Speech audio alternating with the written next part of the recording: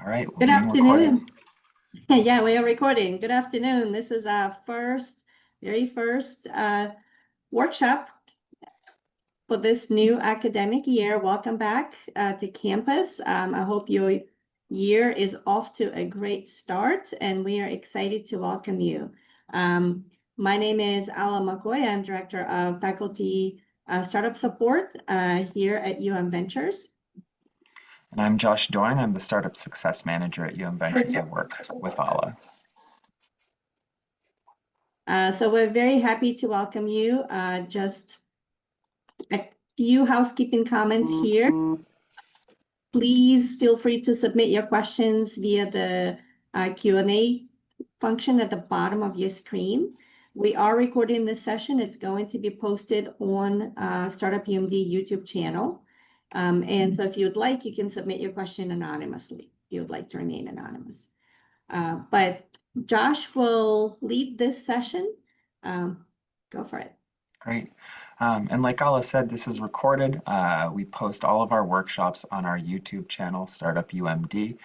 You can view this workshop and others on there. We'll reference a couple of the other workshops we're doing this month, but it's a great resource to go into view different items about what we do here in the University of Maryland startup ecosystem.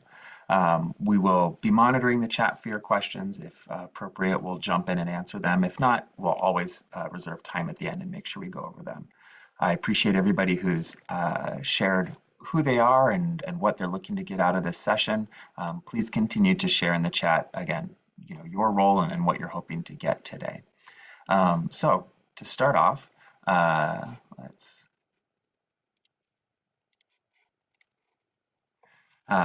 like I said, Ala and I both work with Ventures, and Ventures exists for innovators either in the sciences or the humanities who are passionate about their research and who would like a low-risk opportunity to transform it into a product or service to benefit the public. The process of transforming research into a product or service is often referred to as commercialization, and you'll hear us use that term throughout this workshop, or translation. That's why we are often referred to as a tech transfer office. And it plays a critical role in allowing research that takes place in a lab or on campus to make an impact in the world. An example that we often share is that if a researcher identifies a cure for cancer and publishes it in a journal, that article cannot actually cure anyone. The research needs to be translated into a product by some entity, usually an external company, in order for the innovation to be developed that is developed on campus to turn into off-campus impact. And so Ventures exists to support researchers and the university in accomplishing that goal.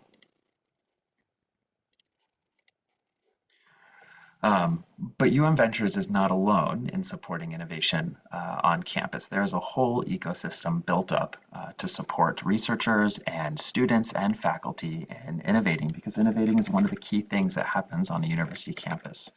I just dropped in the chat, innovate.umd.edu is kind of the hub for all the various departments and centers that work on innovation at UMD and within the surrounding community and within the broader University of Maryland ecosystem. And there's, again, a rich variety of resources that are available, some that you may have heard about, some that you've never heard about. This abundance is really great, but it can make it difficult sometimes to identify what exact program is matched for you and is best there to support you with what you're trying to do. The different offices and programs exist to support different types of innovators, for example, students, faculty, or staff, who are at different stages of their research, for example, research, ideation, validation, fundraising, etc. And then they also exist to connect different members within our ecosystem who need to be able to work together to make innovation happen. If you go to innovate.umd.edu, you'll scroll down to the bottom of the page and there's this link that says View All Resources. And if you click on that View All Resources tab or that link, you'll be brought to 8 pages of results. So again, a lot of resources that can sometimes be a little bit confusing to identify what is best for you. Within those 8 pages of result is the Dingman-Lamone Center, which is designed for students who have innovation, the Academy for Innovation and Enterprise, which is designed for teaching innovation, the Do Good Academy, which is designed for social innovation, Dingman Center Angels, which are designed to bring investors in to help support innovation. Again, just a variety of resources. But specifically, our workshop and why we're here and why we're here to talk about the startup guide is for uh, people who fit into kind of these groups. UM Ventures exists to help support faculty and students who are interested in startups and innovation based on university research. Undergraduate students, alumni, and community members can also participate in some of the programs that we're going to talk about today, and the pathway to get from an idea to a startup is similar. So there's definitely benefit for you if you don't feel like you fit into these two groups. However, I do want to say UM Ventures exists primarily to help faculty and students who are working on university-based research and turning that research into innovation. And so as I go through the resources and the pathway that I'm talking about today, I'll try and be really explicit in saying this is for this group and it's open to these people as well, or this is for this group and it's open to these people as well, or this is only for this group, and if you're not part of this group, you won't be able to participate in this program. The reason why UM Ventures exists and exists specifically to serve that faculty and kind of student involved in research category is because of intellectual property. The two quotes on my screen are pulled from the university's intellectual property policy, and I'm just going to read them because I think they're important.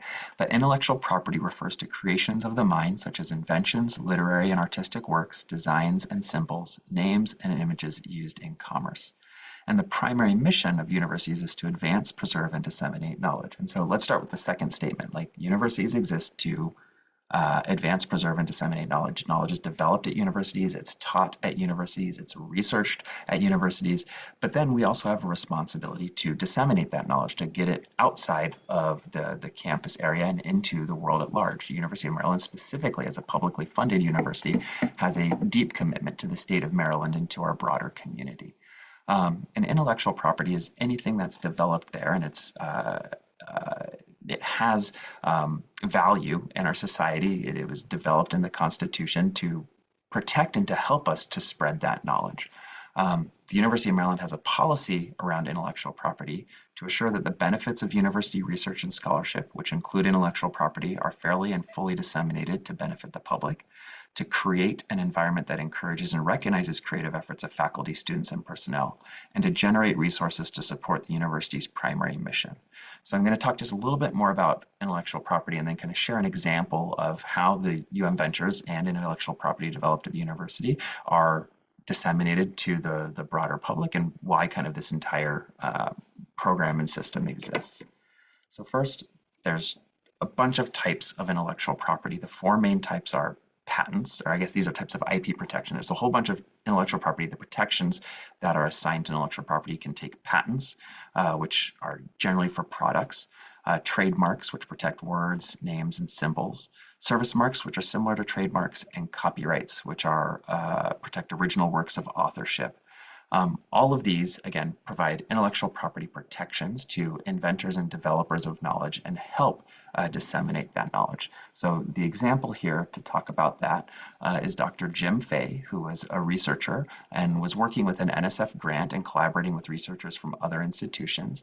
He developed the Connected Mathematics and Core Plus Mathematics curriculum. Again, in the absence of any sort of intellectual property protection or a tech transfer office, right? He would have developed this curriculum that purported to teach math better than anything out there. And then the responsibility would have been completely on Dr. Fay to go and talk as widely as he could about it. He'd have to go and talk to conferences, he'd have to talk to principals, he'd have to talk to teachers, and he'd have to say, hey, we did all this research, it's better for students, it's better for kids, this math is going to help them learn math better.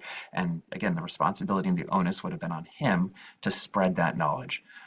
But because of these intellectual property processes and protections and laws that are baked into, again, our country and then the work that we do here at UMD, he was able to work with our office and get this copyrighted. And because it had value, that copyright was picked up by a publisher. And because that publisher knew that it could do better than what existed on the market, the publisher was the one who put it into a textbook and then went and sold that textbook to districts all across the country. And so instead of, again, Dr. Fay having to tell everybody how good it was and convince everybody to use this curriculum. This curriculum was spread into thousands of schools, and again, tens of thousands of students were able to benefit from the university research that was done here at the University of Maryland. There was also revenue generated by this, and that revenue went to the University of Maryland and to Dr. Jim Fay. And I think the coolest part of the story is Dr. Fay donated his part of the revenue back to the university and funded multiple positions, PhD positions within the Department of Education so that we could teach even more students how to do this research and how to disseminate knowledge like this. And so that's kind of the general structure of how we work with researchers is that we work to identify intellectual property, we work to identify what's the way to protect that property, and then how do we get that property out into the public and turn into a product that's able to go out and actually be something, serve the world, be used, be disseminated, and be shared. Because of this mission, there's over $1 million in funding opportunities for research and innovation here at the University of Maryland, turning it again from something that you have studied, that you have learned, that you have developed, into something that can be a real product. We're going to talk about some of those today, but we will focus on this $1 million in funding opportunities in tomorrow's workshop about funding startups and innovation at the University of Maryland. And so today we're going to highlight I-Corps. This first one on here, we'll talk about the TEDCO Maryland Innovation Initiative.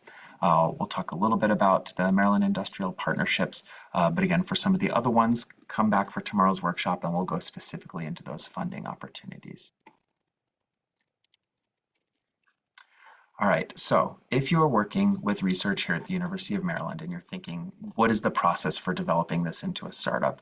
Startupguide.umd.edu is our almost like the game of life. It's a board game method that kind of walks you through all the steps of getting a startup off the ground. Let me put this into the chat. Startupguide.umd.edu. And so I'll be referring to this website throughout this workshop. It's a great resource. Again, I talked about this information being broadly applicable. The ideas and theories behind designing the startup guide are applicable to anybody trying to turn an innovation into a startup. And so if you're a student, if you're a community member, if you're an alumni, again, these ideas and these theories and what we are trying to communicate through the startup guide are just as applicable to you as if you are a researcher or faculty member here at the University of Maryland. But some of the programs will be a little more restrictive. And again, I'll make sure I talk through those. But the Startup Guide highlights kind of the four main stages of entrepreneurship. The first stage is feasibility assessment, followed by startup formation, then startup acceleration, and sustainable company. And so we're going to go through each of those four steps today in detail and kind of talk about what is available to you in each of those steps. So the first step, feasibility assessment. And here, this, again, image is pulled directly from that Startup Guide website and kind of shows the pathway. But the very first step, feasibility assessment is, does this innovation have a feasible future as a service or a product? We get approached all the time by people who have invented really cool things, and really cool things that are even more cool to them because they've spent a lot of time working on them and developing them. And we respect and we honor that. And we think it's great, all the things that people have researched. But before you spend a lot of time and money trying to determine if your really cool thing is going to be a successful startup, it's good to do a little bit of feasibility assessment. Does everybody else think this thing is as cool as I think it is?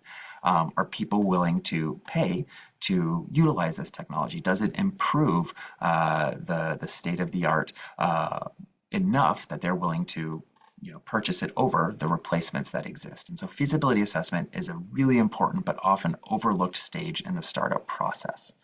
The very, very first part of feasibility assessment is here at the top of the screen. Tell us about your innovation, connect with a mentor, and create an IP management plan. So at our office, Ventures, we have a variety of innovation managers. Our innovation managers are generalists, so they understand broadly about a bunch of different technologies, but are also trying to figure out, is this idea, they understand the market for ideas, and so they understand the industry players and then who might want to or who might use an idea. They can reach out to those industry players and identify, again, if an idea is feasible, but they also have some knowledge in the IP surrounding your idea and whether that IP is protectable. So what else exists in this field, and is this a meaningful improvement on that? And so you will disclose an idea to us. You want to make sure that you are reaching out and talking with Ventures early in the process. IP law is different all over the world, but in the United States, you generally want to Once you have publicly disclosed an idea, it starts a clock on how long you are able to maintain IP protection on that idea. And so prior to publishing something, prior to presenting at a conference, you would want to reach out to Ventures and speak with an innovation manager.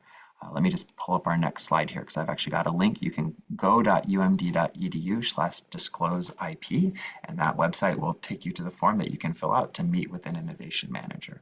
Again, there is a clock, so if you feel like, oh no, I've already presented this publicly, like reach out to us and talk with us. Our IP managers, our innovation managers will work with you in determining, hey, how quickly do we need to move? Do we have to pursue any sort of patent protection? Is patent protection the best way to protect this IP? Does this IP need to be protected? Again, reach out to us. The earlier in the process, the better. Once you disclose an idea, if some sort of IP protection is necessary, the innovation manager will work with you to develop an IP protection plan. Just like I said, tomorrow we'll be doing a workshop on the different funding sources. Next week, we'll actually have a couple of our innovation managers jump on a workshop and talk about this entire process, how they want people to disclose to them, what you can do to protect your IP, what type of filings happen, and what that looks like on the back end. Anyway, they will work with you throughout the entire process and keep you updated on what's happening. There are costs associated with managing IP, but that's handled by the university, again, for researchers and for students who are working on university-funded research, because the university has a vested interest in getting that information disseminated to the public. And so again, you reach out to your innovation manager, you talk about that, you talk about who's worked on this project with you, what type of public disclosures have happened or are considering happening, and then they will take that IP and begin looking and seeing, what is the right IP protection plan for it. Once you've done that, one of the next steps is to begin engaging in customer discovery. And so let me talk about, excuse me, ICOR. ICOR is a customer discovery program, and customer discovery is where you take your idea and you actually go out and you approach the potential customers of what your idea might solve. One of the examples that I've shared before is we were working with an innovator who developed a product that could go into, it was a textile that expanded or contracted based on the heat, right? And so the hypothesis was that in hot weather, this textile would expand and become more porous and let more air in and let your clothing self-cool, whereas in cold weather it would contract and prevent that air from getting in and out and would insulate you better. And so this, again, sounds like an awesome idea, right? You would come to us and explain it. The problem is if somebody were to then approach, let's say, Under Armour and say, hey, we've developed this, you wouldn't want to say that first. First, you'd say, how do you use self-cooling, right? And Under Armour might say, well, we put a zipper in the armpit of all of our jackets and it cost us 5 cents. And all of a sudden you see, okay, this is how much they're spending to solve this problem and understand what they are doing. And so customer discovery is all about talking to the end users and the customers, the potential customers of your product and what they are currently doing. And it helps reveal to you what the market is for your product and how your product could solve the problem that you think a customer has. It's, again, working on hypothesis. ICOR is a national program that was developed by the National Science Foundation, and it's run on hubs throughout the United States, again, designed specifically to help commercialize or to transfer technology from universities to the public. ICOR also serves students and community members, so ICOR is available to, at least the regional version is available to anybody who's listening in on this call. If you have an idea, sign up to ICOR. You can check that out at icor.umd.edu. The regional program, there's usually about one program run a month. It takes place for 3 hours on Fridays, so 3 consecutive Fridays, so it covers 2 weeks. It is virtual, and the goal is that you interview 20 customers and you gather feedback from those customers on how your product would be used or how it would fit into the work that they currently do. The regional program, there's no funding associated with it, but if you complete the regional program, you can participate in National ICOR. In rare circumstances, you can jump straight to National ICOR. You can do that if your research was NSF funded initially. You can skip the regional program and jump to the national program, but generally for the national program, you must first complete regional ICOR.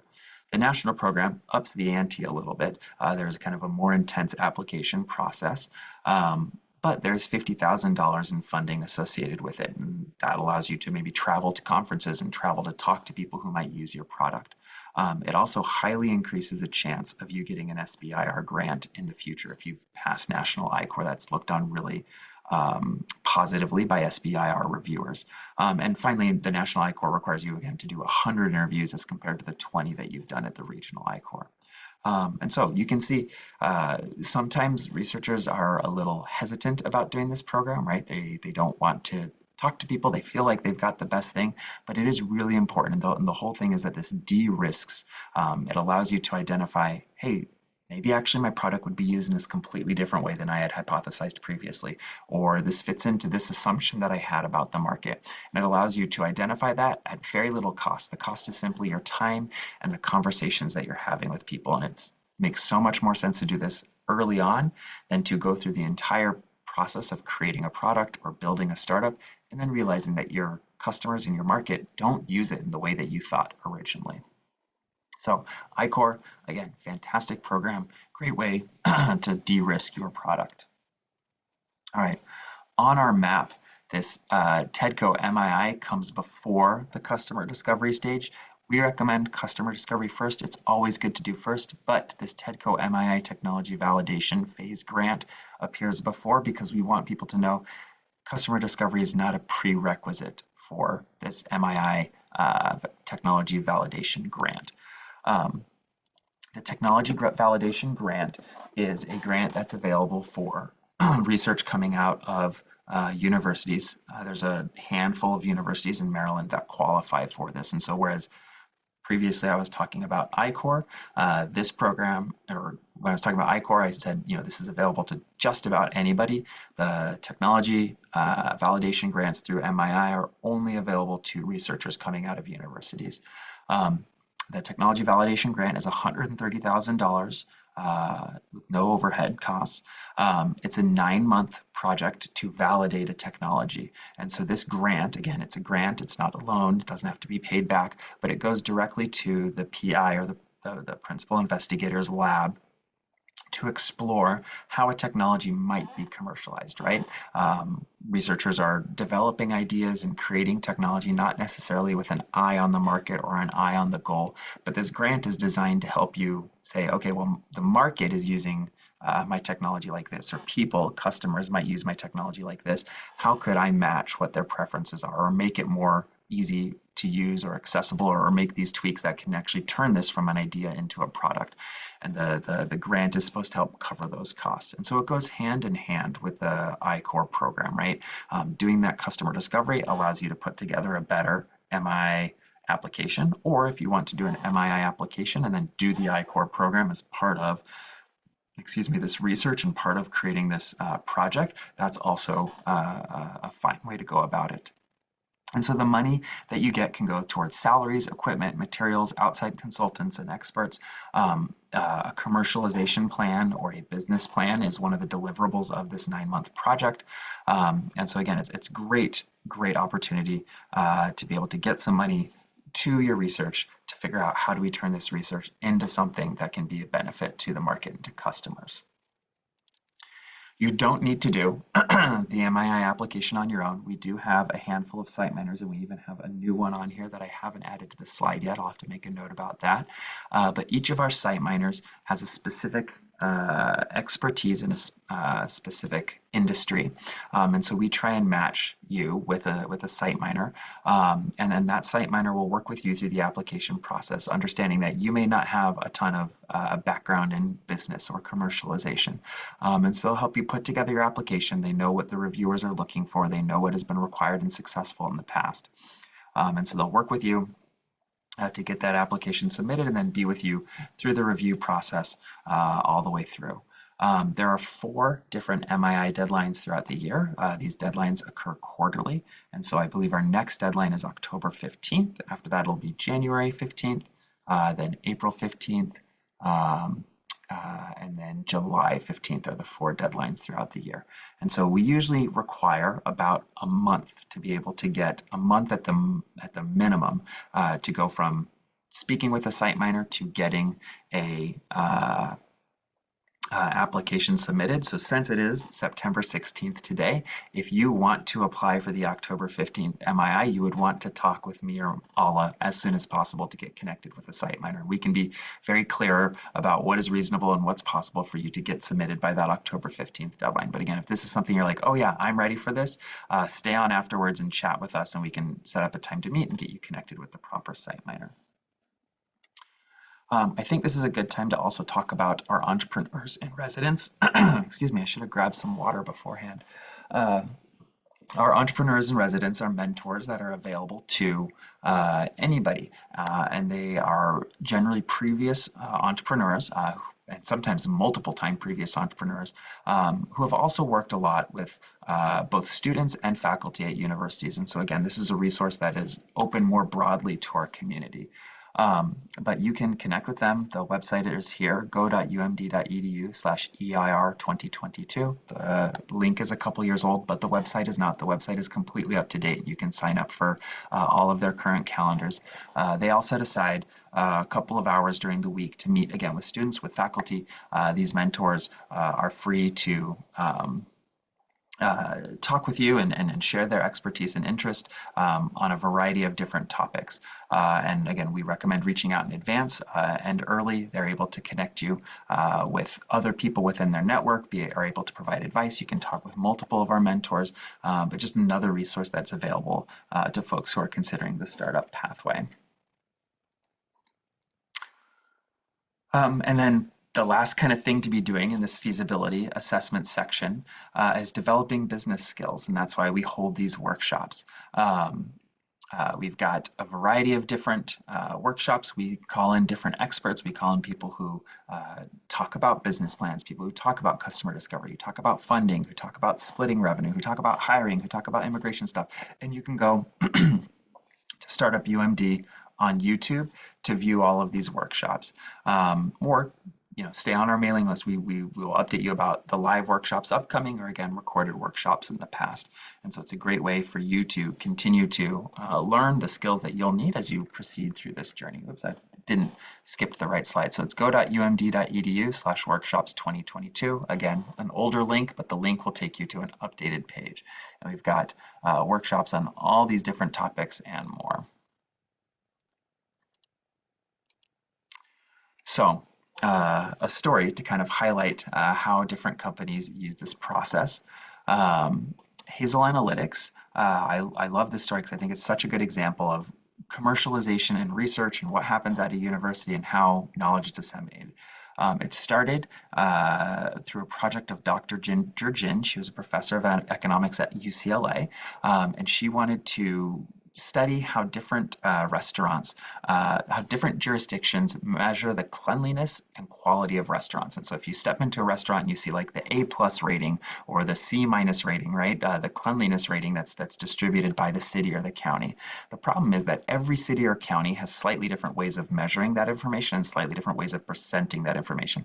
And so Los Angeles City might use a letter grade scale, Los Angeles County might use a number grade scale. And as an economics professor, Dr. Jin was really interested in how do you standardize and how do you compare these different scales, and then how does that influence people and their choices. She connected with Dr. Ben Peterson, a computer science professor here at the University of Maryland, to develop a database for a small jurisdiction, but their funding was starting to run out, and they wanted to keep doing research. And so somebody was like, well, you should explore if there's commercialization potential, and if there is, there's more funding available to you if you want to pursue that. And so they first applied for that MII Technology Validation Grant and received back then I think it was $115,000, but received $115,000 to significantly expand their database and cover multiple more jurisdictions. And through that process, they participated in I-Corps. And as they were talking with people, they realized that being able to standardize the health scores across jurisdictions was really valuable and interesting information for big chain restaurants like Red Robin or Del Taco. And so then they applied for the MII Phase 3, which I'm going to talk about in a minute. And were able to turn into a full-fledged business that was eventually acquired by Yelp. If you log into Yelp today, right now, and you go into any restaurant and look at their health score page, that is built on the technology that Dr. Jin and Dr. Peterson created so that they could continue doing the research that they wanted to do. They took no external funding. All the funding that they needed for this came from the MII program, and they were acquired, like I said, I didn't say this, but they were acquired in 2023 by Ecolab. And again, that technology is still at the basis of these Yelp reviews and used by Ecolab and their various clients to this day. And so again, just an awesome success story of two faculty members doing research on interesting things who are able to continue doing that research, who are able to generate revenue for themselves and for their research institutions, but also were able to provide value. Now, any Yelp user in the world can go in and look at what the health score of their, of what a restaurant is before they decide if that's somewhere that they want to go and they want to eat.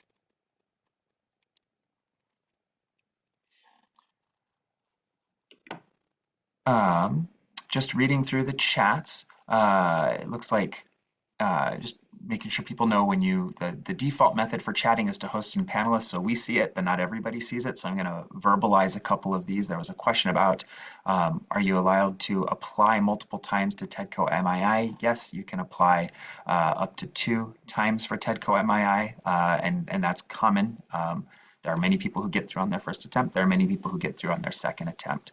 Um, let's see. Ala, you posted our newsletter and the workshops. If I could have you, I think those just went to hosts and panelists. If I could have you repost those for everybody.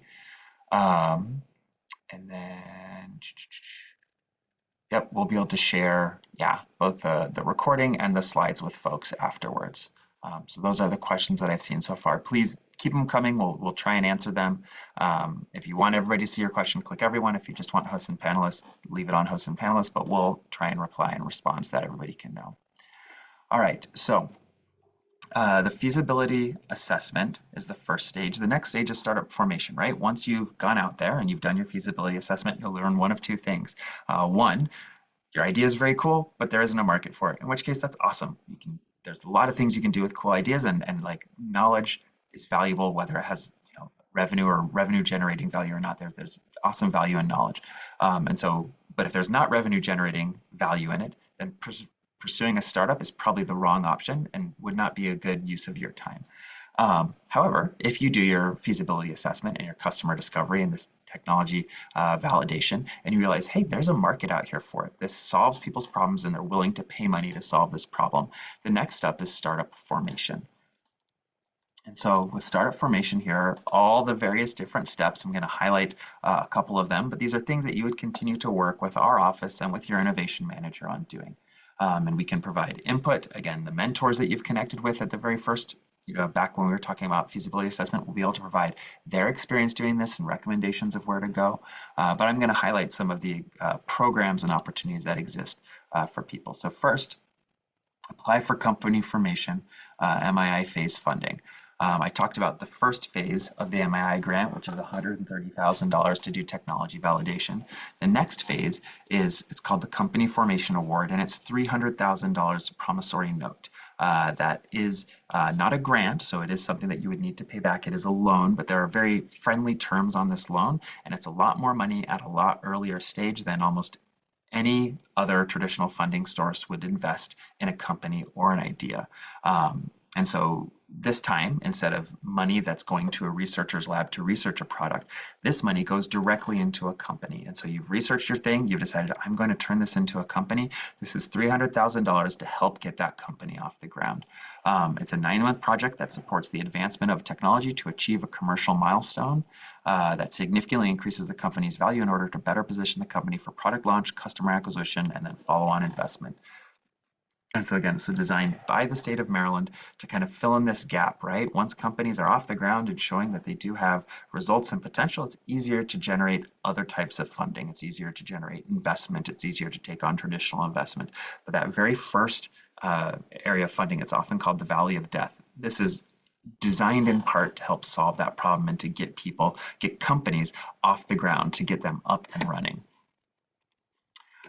These are MII program metrics over the last 5 years. As you can see, the number of applications have increased year over year, and the amount of money that's been awarded has also increased year after year. This is a great thing. We love getting that money out the door. The pot of money is also finite, right? And so the increased number of applications does mean that there is increased competition. And so again, if MII, either the technology validation or the company formation grant, is something that you are looking to do, connect with us and connect with the SiteMiner and begin working on that application. Like Ala said, you can apply multiple times, but our goal is to get the best application we can get in the first round. There's a ton of good feedback if it doesn't get accepted that you can apply back into applying for a future round. But we want to be working with you early so that you can have the best shot at success. So in addition to forming your company, you want to start developing your business model and your strategies. And then I'm going to talk actually about finding workspace and applying for MIPS a little bit after this. But I did want to talk about Blue one of our other success stories coming out of research here at the University of Maryland. Blue was based on the research of Dr. Can Cao, who's a professor in the Department of Cell Biology and Molecular Genetics and was one of the world's leading researchers in human aging, specifically aging caused by syndromes like progeria. In 2014, Dr. Cao's lab discovered that a common dye, methylene blue, has incredible anti-aging properties for human skin. She initially applied for MII in 2015, and actually even before she did that, she had connected with one of our EIRs, Dr. Harry Geller. And Dr. Harry Geller, not Dr. Harry Geller, just Harry Geller, sorry, but Harry, when talking with her, was like, well, this is a really interesting thing, but I think it's got application in the cosmetics industry, and I don't know anything about cosmetics, but he had a friend or an acquaintance who did, and he connected her with Jasmine Elcordy, an accomplished industry professional who had cosmetics experience, who partnered with Dr. Cao and eventually became the CEO of her startup. But first, I think I just wanted to highlight that importance of meeting with a mentor who's got a broad network, who can look at your product, who can talk with you and can say, hey, maybe they're not even the right person to push this forward, but they can connect you with someone in their network. Together, they got MII funding, and then in 2018, went and did the company formation route, and so received that $300,000 to launch a company and launch their first product, Blue Line, a night and day cream, which became instantly popular with consumers. Since then, Blue Labs has expanded their product line. Now they have about a dozen different products that they are selling. Her innovation has been published, but at the same time, she's also been able to bring in revenue through these products and through Blue Labs and the Blue Lean line of products that she's created. I'll feature some of the more recent news regarding Blue Labs at the end of this presentation, but again, a great example of a researcher who was researching one thing, who found a use for it in something else, who was able to pursue this kind of commercialization opportunity, generate revenue for herself, for her lab, for the university, and continue doing the research that she's really passionate about. There's a great Maryland Today article, I believe, from this spring about Dr. Cao and her entire process. And if you want to just Google Dr. Cao and Blue Labs, it'll come up. It's an awesome read about, again, how this whole process works. So I mentioned the $100,000 in funding opportunities, $1 million in funding opportunities, and I highlighted really quickly the ones I wanted to talk about were the Maryland Industrial Partnerships. This is a fund that allows, again, if you were to start a startup, you could receive, if you put in $10,000 of your own money, you can get matched up to $90,000 of university money to continue doing research at a lab here on campus. So for example, if Dr. Cao had developed this and then she started Blue Labs but wanted to continue supporting the research going on in her lab, if she, as an external entity, she used some of that money to put back into her research on campus, then the university would match that research by a factor of 9 to continue producing research in partnership with this external entity. Some of the other examples are the Maryland Momentum Fund, which is designed to help get companies off the ground. It's generally done, I believe, in matching partnerships. Great. And Ala is sharing that Dr. Cal actually did take advantage of MIPS to be able to push her idea forward. And then there are funds that have more kind of specific focuses.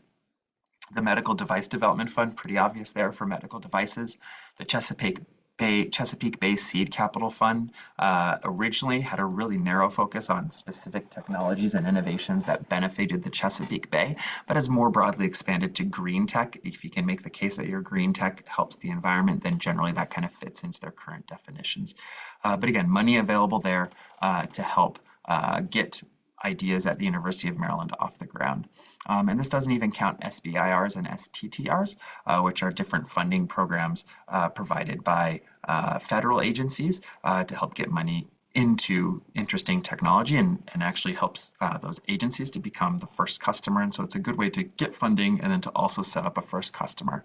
And we'll go into those in more depth in tomorrow's presentation about the funding sources.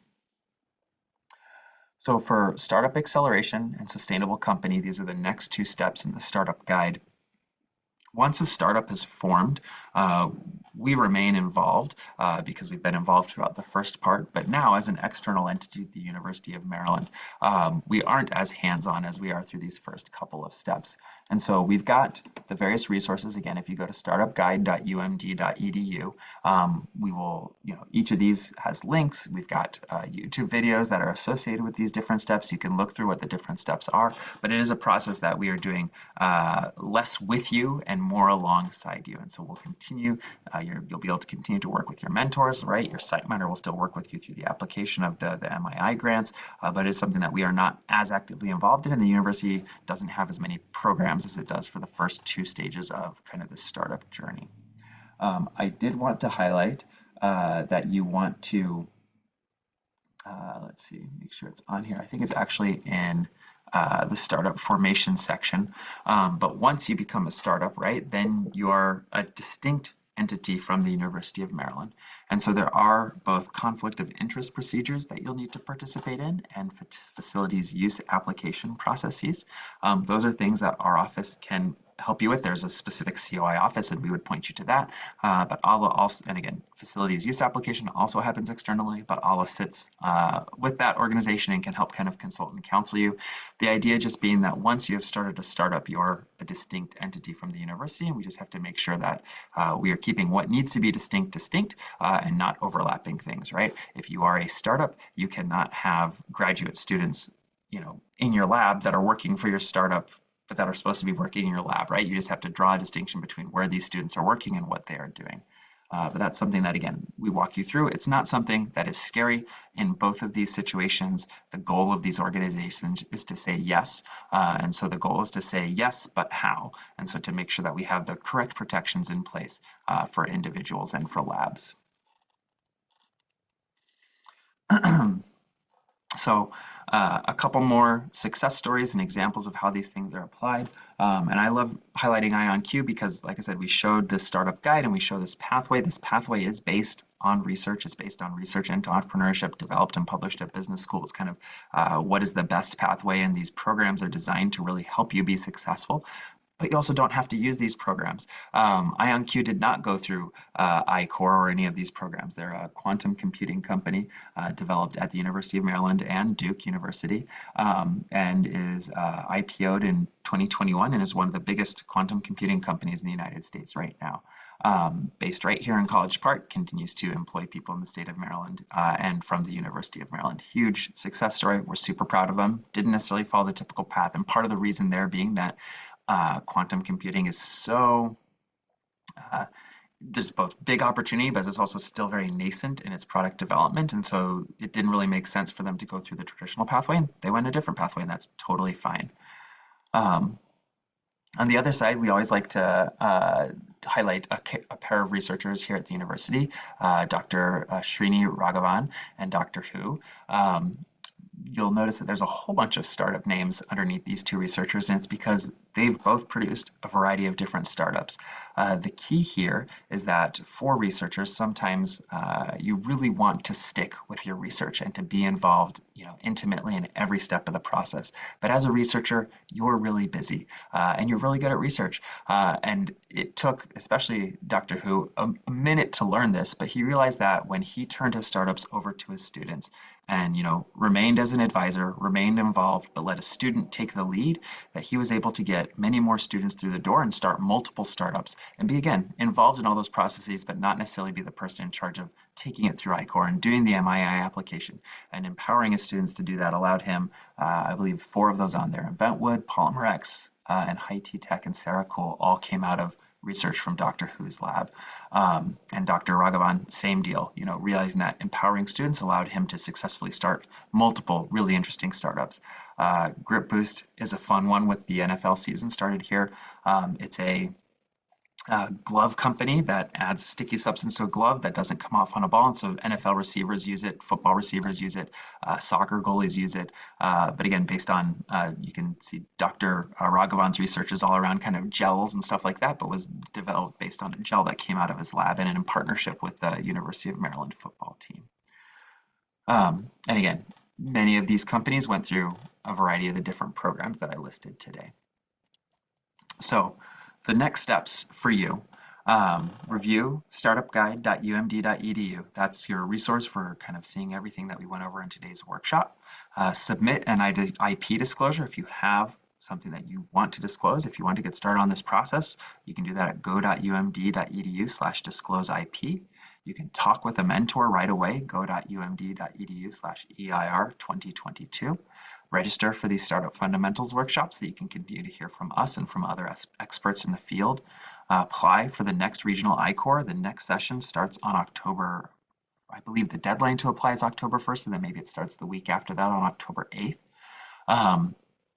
Apply for TEDCO MII Tech Validation Funding. That's the application deadline is October 15th. You would want to talk to RI before you do that.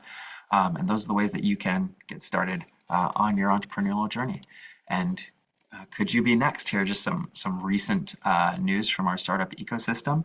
Up on the top left is Governor Wes Moore speaking at Ion Storage Systems, who opened, excuse me, they're a solid state battery company, but their manufacturing facility is based here in Greenbelt, Maryland. They were developed based on technology that came out of the university, and they just started shipping product to technology companies this past month. Right below that is Dr. Can Cow again, standing in Times Square. I think it was just a couple weeks ago that Blue Lean's newest product was featured on a billboard in Times Square. And so there she is with her daughter, proudly showing off. They took a little field trip to see it in action. And then on the right, I mentioned this is one of Dr. Who's startup. Invent wood. It's a type of wood that's reprocessed to remove lignin and therefore make it both fire resistant, more dense, and stronger than steel. And they've got a development facility in Frederick and are beginning to ship product. And so again, these are all research that came out of the University of Maryland, all doing really cool stuff. But we're excited to continue to support you in your journey. I would love to do this workshop in 2 years and have some new pictures to show to people, and we try and refresh these and shout them out on our newsletter as often as we can. That's the end of our workshop today. Like I said, we'll have one tomorrow to go more in depth about the different funding opportunities available, and then we'll have one next week specifically about disclosing and working with innovation managers. But Ala and I are happy to stay on and answer questions. I can let people come off, excuse me, come off mute if you have a specific question that you would like to ask and to be answered with the whole group. But we appreciate you being here and hope to continue to work with you. Thanks, Kevin.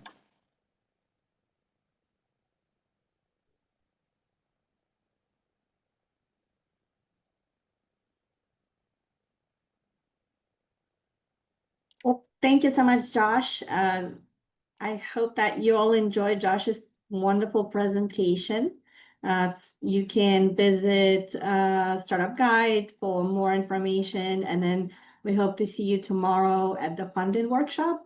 And if you think of a question later, please feel free to reach out to us via email. We're also happy to meet one-on-one with any researcher at the university to go over your options and your specific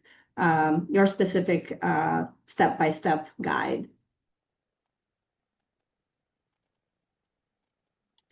If there are no more questions,